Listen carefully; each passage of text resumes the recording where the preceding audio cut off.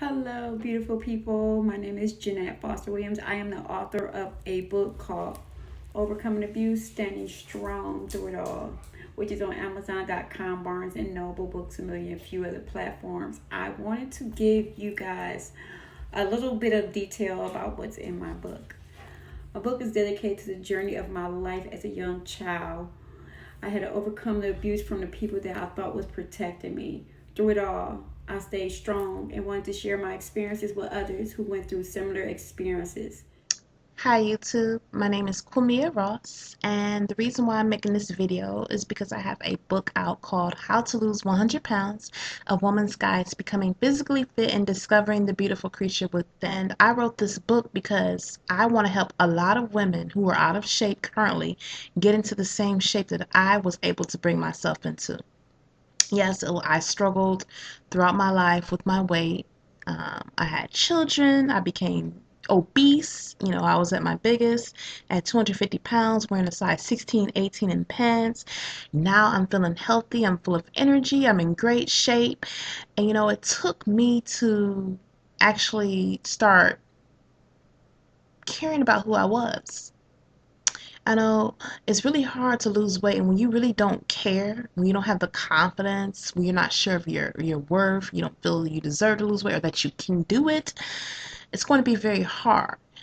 A lot of people want us to lose weight. A lot of people expect to lose weight, but they really don't understand why they're out of shape.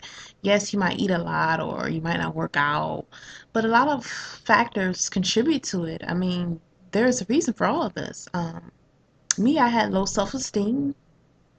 I never really understood who I was because, I went throughout my life feeling rejected and unloved. And I didn't really care anything about myself. So therefore, I didn't care about being in shape. I didn't feel I could get in shape. I didn't have any higher expectation of myself because all I knew was being out of shape. I never knew that I could have the body that I always desired. When I would see other women who were smaller and fit, I was longed to look like them, but I myself didn't think it would ever happen, that it'd be possible for me because I actually underestimated myself and my abilities. And that's why I wrote this book, because I feel like there are a lot of women out here. We're unaware of our fullest potential. We don't know who we are. We don't know what our purpose is in life, where we're supposed to go. We're lost. We're confused. We have low self-esteem. Our expectations are very low. And when you have low self-esteem and low expectations, it affects not only your physical aspects, but it affects a lot of areas in your life. Whereas you start settling with the type of relationships you're in, with the type of jobs you pick, just pretty much throughout life, you just go through life settling for mediocre things. And it took me a point to actually start getting to know the Lord and building a strong relationship with Him as I grew to grow stronger with my relationship with God. He was able to show me exactly who I am, show me my fullest potential, that I deserved more. And as I lost the weight and started getting in shape, my confidence increased. I started feeling better about myself, and I started raising the bar. Hello everyone, it's me, Kwamia Ross. I know it's been a little while since I talked to you all and made a video, and I really was not going to make any videos for a while. It's my birthday today, so happy birthday to me. I'm 44 years old, and I'm thankful to God for giving me another year on this earth. I'm not ungrateful. I want to show gratitude that I do have life.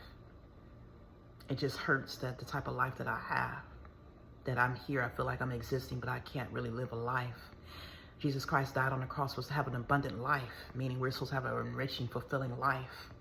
And He died for me to have that, but I could not have that because Satan used so many people to steal life from me. And I got nothing. I live my life in captivity and bondage and in shame. And as I sit here today at 44 years old, with not a dime to my name, no money, nothing. And it hurts. It hurts because once again, God shows me another person who has stolen so much from me. He showed me how everybody for years have been taking so much from me, stealing everything, taking my beauty, taking my youth, taking my knowledge, taking my wisdom, taking my body, taking all the destiny, everything He had preserved for me, taking the anointing out of me to use it for their own purposes so they can obtain husbands, so they can get careers, businesses, degrees, jobs, money, success, wealth, everything off of my stuff. And I sit here with nothing. Not because God didn't give me anything, but because so many people have stolen from me. They have held me on altars and taken things from me. They have stolen my life, hijacked my destiny, did things behind the scenes. And it's like, I looked at God when he showed me this and other people bringing it to my attention. I says, God, this hurts. It was crushing. It was like the ultimate betrayal. If you think about a woman who's married to her husband, and all these years she's been married to him, and she finds out that all these years he had an entire family. He had another woman, another family with children that he had behind her back this entire time. Can you imagine the type of crushing blow that would bring, what type of devastation it would bring? And that's how I felt when the Lord showed me all these people who have stolen my life. Why I could never achieve success, even though I strive for it. God put so many promises and desires in my heart. So many things he told me I was supposed to have, but I could not get it because so many people were holding on to my stuff they had stolen from me. And it hurts. And I'm like, wow, it hurts. It's like, it's devastating. And I'm like, Lord, you allowed them to have this. You let them do this. You sat here all these years and you saw them steal my life. You saw them take everything from me. And I'm sitting here wondering all my life why I couldn't get anything, why I couldn't obtain success, why I couldn't, no matter how much I strive for, I was a motivated and ambitious person, filled with tons of thoughts and ideas and so much tenacity and so much ambition and motivation. Always would try to strive for success, no matter what I tried to strive to accomplish or achieve. Somehow I always could never get it, or it was snatched out of my hands. And it's like all this time people were using sorcery and witchcraft and all this stuff to take from me. The devil was giving it to his people. And I was like, Lord, you allowed that. I belong to you. And you allowed all this stuff to happen. When I took $20, when I received a stolen credit card just to get $20 of gas, he made me lose 100-fold within 2 days.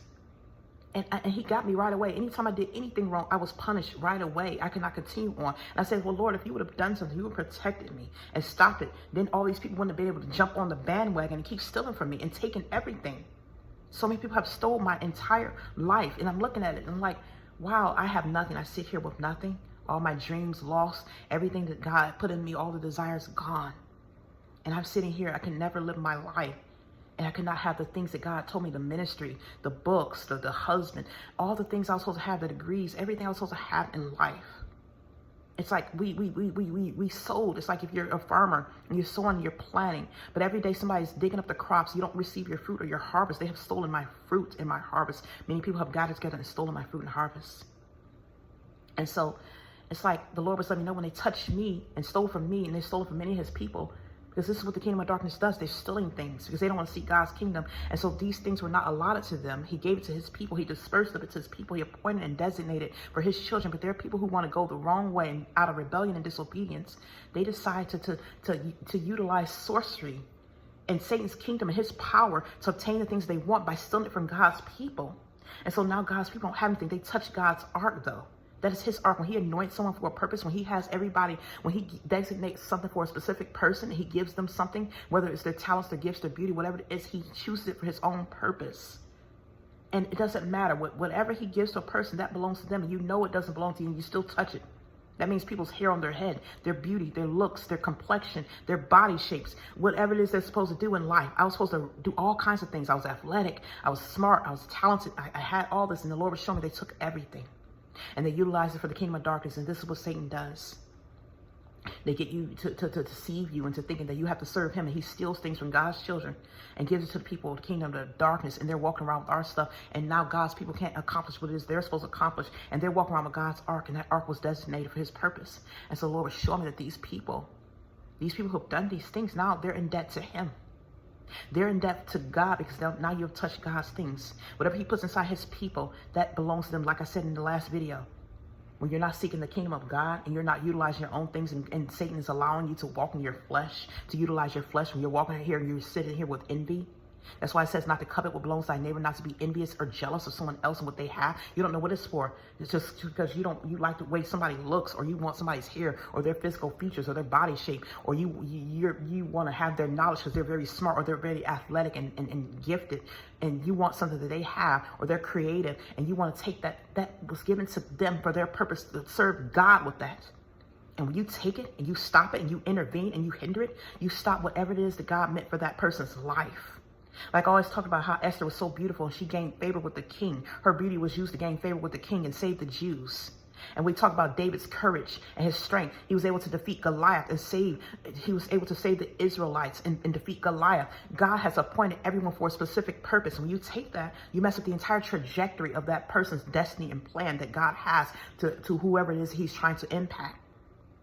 And so many people have walked around because I was a gifted person, because God put so many talents in me. I was highly anointed. And there have been people so envious of me, coming around me, taking things. And so recently, God brought it to my attention because I had a childhood friend. I talked about her before. And I was so hurt after that. I was so crushed. Because I was always an intelligent girl. I was always smart. Like I told you, I read books and I was always a good girl in school. I was just naive. My mother kept me very sheltered. She didn't have me around a lot of people. And that's part of the problem. I was only around my cousins and my family, but we had ended up getting separated when my mom moved away. And so I had no friends. I was getting teased and picked on in school. No one really embraced me. And this is because the devil was using these people. And a lot of times they were stealing things. They're like I told you before, they're evil people, workers of iniquity sitting in these schools. That's why we have to pray over our children. But my mother didn't really know anything that was going on. And so she really didn't pray over me. She prayed for me, but she didn't really pray for me, my protection, the way she was supposed to, because she didn't understand. And so there were people who were targeting me because they saw that I was anointed and talented and smart. And so they wanted that stuff for their children, their grandchildren. They were attacking me. Not only that, again, there's workers of iniquity who are sown to their flesh, and there are people who are designated themselves for the kingdom of darkness, witches and sorcerers, and they take things out of God's anointed children. This is why when you have your children in school, you have to pray for them. Because there are witches, they're seeking out your children to take their talents from them and give it to somebody else. But everywhere I went, there were always people flocking around me, even in the churches, taking things from me, stealing things, putting me on altars and holding on to my stuff, and I did not know that.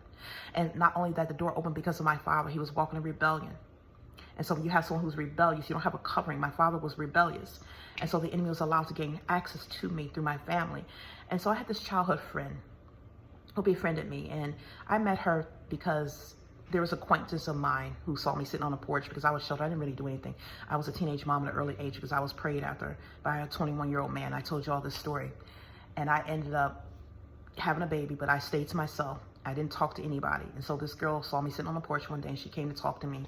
And she was telling me about this guy. She kept talking about this guy, how attractive he was. She wanted him. She liked him. She thought he was so fine. And I wasn't thinking about anybody. I wasn't talking to anybody in the neighborhood. No one knew me. And so she was showing me this guy, and she went to talk to him. And so she came back over there and said, oh, he wants to talk to you. He likes you. And so I talked to him. He exchanged numbers with me and everything. We started dating. And so the relationship didn't last very long. I think it was because his cousin was always in the middle instigating. He liked me too. And so we ended up breaking up. This man broke up with me, with this young boy. At the time, we were both 16. And so I was upset. I was mad at him, and we got into it out in public. We had like an altercation. It didn't end well. And so I said some things about him, and the boys in the neighborhood were laughing at him. And he felt embarrassed. He felt I embarrassed him. So he held up vendetta towards me ever since. He got connected with this other girl he said he was going to have her beat me up. He was instigating stuff, telling her things about me, telling her to come and fight me. And she was a heavier girl. She was a real big girl. And so she called me up on the phone, said some stuff. We were talking back and forth on the phone. So she's like, Jimmy, come over there. Because I was basically, at that time, I had a new boyfriend, which was his cousin. We were dating. So she came to the house to fight me. And we ended up talking to each other. We realized that it was this boy was in the background instigating stuff that we really weren't upset at each other. We had no reason to be upset at each other. And so we basically, we called it back then, we squashed it. We ended up making peace. We just dropped aside all of the beef or whatever it is that we had. We put aside the altercation because we realized that we really had no reason to be fighting each other. It was this man just trying to start stuff. This boy was trying to get us to fight each other because he was upset at me. So we became friends, and this girl became my friend. And she would call me all the time and come up to see me, and we started hanging out a lot. And the guy didn't like that we were hanging out, but we ended up hanging out. So we both had children. She had a son and I had my daughter. And she would come over to the house and our kids would play together, and they would make a mess. And my mother would tell us to clean up and stuff. And she would just sit there. She would sit on the couch while the rest of us were cleaning up. My mother didn't like her. She just told me not to be friends with her. And so this is another thing. When we have unequally yoked relationships and we're not listening to our parents, that Satan uses that as a way to gain access to our lives to cause evil to happen. So this girl, basically, we really should not have been friends because she was bad influence for me, a bad influence to be around. And a lot of times people are raised differently. Parents have different values, and some children don't have as much discipline, or their parents don't show them the type of love or whatever. And I'm not saying that she didn't get that love, but I know that she came from a household where there was abuse. And so she was envious of certain things because of the love I had and the care that I had, and because of how smart I was, and I was an attractive girl. And I was always getting attention. And so it was like kind of that situation where she was just envious. And plus the fact that the boyfriend that she now had, he was with me first. And so at that time, I didn't realize that she was jealous of me, but she was always telling me things. My mother was telling me not to be friends with her, but she would say, oh, your mother just doesn't want you to have any friends. And she would manipulate me, and I would listen to this. And so I stayed in contact with her, even though my mother didn't want me to. I remember trying to pull away from her. My mother was praying, trying to break up the friendship, and I blocked all of her phone numbers. I blocked her number, her boyfriend's number, her sister's number, and all this. And she found another way to call me. I think she contacted a cousin or somebody, some number where she wasn't blocked, and asked me why I blocked her number. And so whenever I tried to break away from this girl, she always integrate herself back into my life. And I didn't notice a pattern that whenever she was around, my life seemed to go downhill. But whenever she was out of my life, I seemed to start doing better. I didn't understand it then, but there was a heavy Jezebel spirit over her. Witchcraft and stuff was being done in their family. And so, like I said, she really couldn't get good jobs. She was always working at restaurants, fast food restaurants. Only job she can get was like McDonald's, White Castle, Burger King, things like that. And I was getting better jobs. I was able to work in corporations that had nicer jobs. And so I remember one day she was trying to get a job at Subway. So I said, I'll write your resume for you, because I was very smart. They knew I could communicate it well, I could write well. And they always looked at me as the smart one in the friendship. And so she had me write her resume. And after I wrote her resume, I noticed that my life started going downhill very fast. I was in school, I was at jobs. I couldn't focus on my job. I was confused. It's like my mind, my knowledge was going. I started having trouble in school and on the jobs, and I could not keep jobs. It was sporadic. I ended up losing my job right away. And so ever since then, she got her a check cashing job with that resume that I wrote for her. It was her first time getting a job that wasn't at a restaurant. And so we were in our 20s. We ended up stopped talking. We weren't talking as much. We were losing contact over the years. And so I was on social media, and my life had just really went downhill. The entire path of my life had went downhill. Like I said, I would cut school with her. She would come up to, when I moved away, she would come up to my new school where I lived, in my new neighborhood, and she would come up there early in the morning when I'm on my way to school and would come and get me to cut school with her. And so, like I said, they were a bad influence. They were placed in my life to just stop my entire path and to steal from me. And I remember her boyfriend would always say, oh, I'm never going to have anything. I'm the only one who's never going to have anything. And I didn't understand what he was saying by that.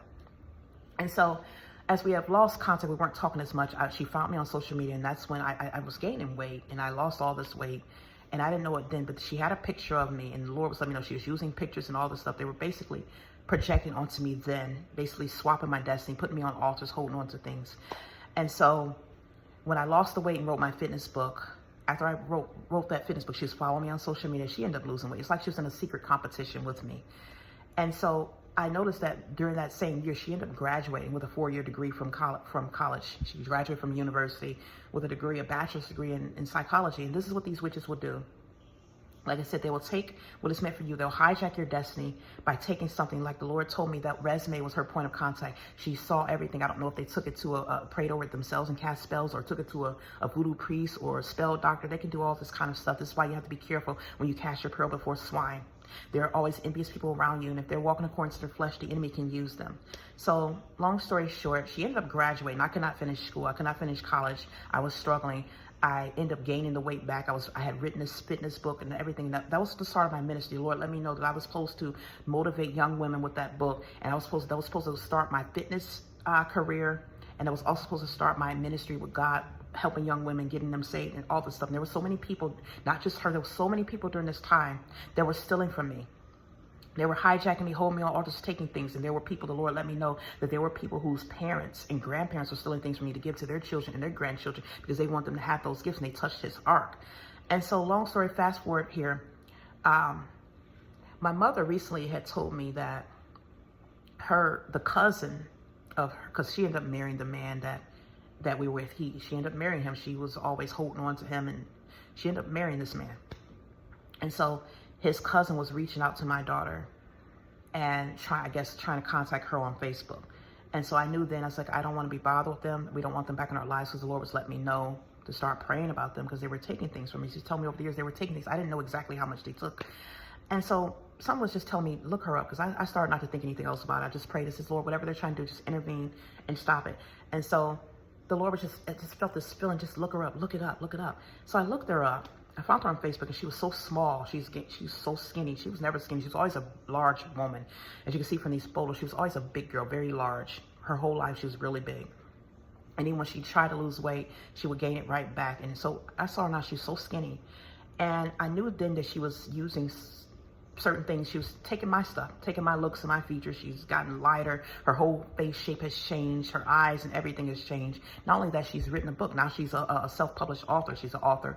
And she's written all these books. And I know she's using my gifts and my talents to write these books. The Lord let me know all of this stuff. And this is what these witches will do. They will hijack the destiny that God has for his people, and they will use it and steal it. This is what they do. This is what they call trapping souls. They'll put you on an altar, and you cannot utilize the destiny because they're not holding on to it. And so you touch the ark of God. You might think that you can steal and get away with this stuff, but God always knows. And I asked God, I was so crushed when I found this out. Like, Lord, she has her own website. She stole my whole life. She got her degree off of me. I cannot move forward. And all this time I'm looking at my life and I see my life where I cannot move forward. And this is why so many people cannot move forward, because there have been witches and sorcerers who have hijacked their destiny. Instead of utilizing their own gifts and strength and going to God, they have put us on altars. And this is how they get their success and their fame. Satan gives it to them. But there's a price to pay for that. And see, a lot of these people, they're going to end up going to hell and losing their souls. Because see, when you gain the world, that's what it means. What does it profit a man to gain the world but lose his soul? You gain everything, things that were not even meant for you. You're holding on to the lives of other people now. And you're using illicit means to gain these things, meaning it was not accessible to you. You would not have had this had you not robbed or committed some type of crime. When you break the laws of God, you're committing an offense.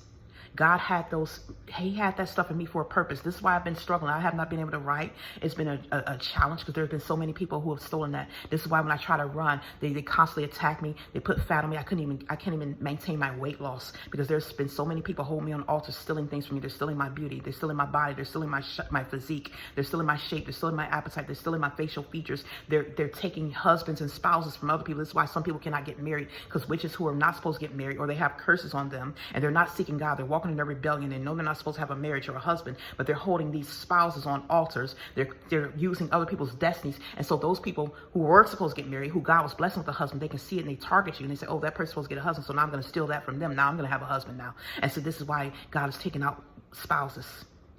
And there's a scripture in the Bible, I talk about this all the time, and it says, for your multitude of sources and your abundance of enchantments that you've committed since your youth, these things will happen to you. These two things will happen within a day: widowhood and loss of children. I go by all of that. See, God is a God of justice and judgment. People might think they can get away with it, and you think you can do wrong and evil because it's been going for so long. And even though God does not want anyone to perish, he does not want a soul to perish, and he gives people ample time to repent and change their ways and let go, he does have to honor his word as a God of judgment and justice, and he has to avenge us of our adversaries when we ask him. And I was so crushed. I was hurt because I look at my life and I say, look at this.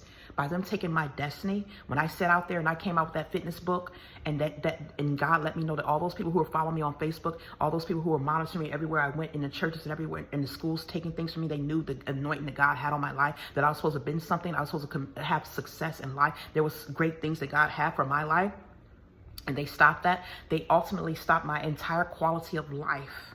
And so I had to live my life in bondage and poverty, getting nothing for all these years. And that affected my children. That affected their lives. They could not be blessed. They lost on with the lives they're supposed to have. And see, this goes all the way down. It affects entire generations. When you hijack and steal things, see, Satan does not tell you that in these people, you will have to pay for that because you touched God's ark.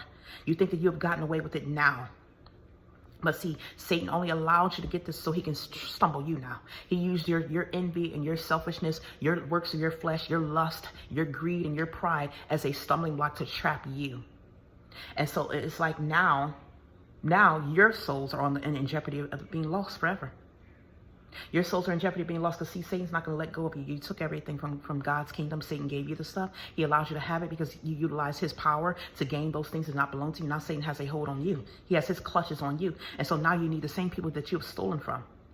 The same people that you have done wrong. That's what I say, be careful. Be careful who you steal from. Because you're doing dirt to people.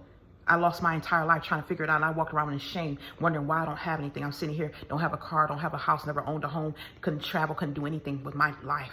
Me and my children suffered because so many people have held us on altars. So many people, elite groups, have given and dispersed my gifts and my talents, my beauty, everything to all these different people because they wanted it. And whatever you want, Satan lets you have it, like I said before in my last video. But it comes with a price, a costly price.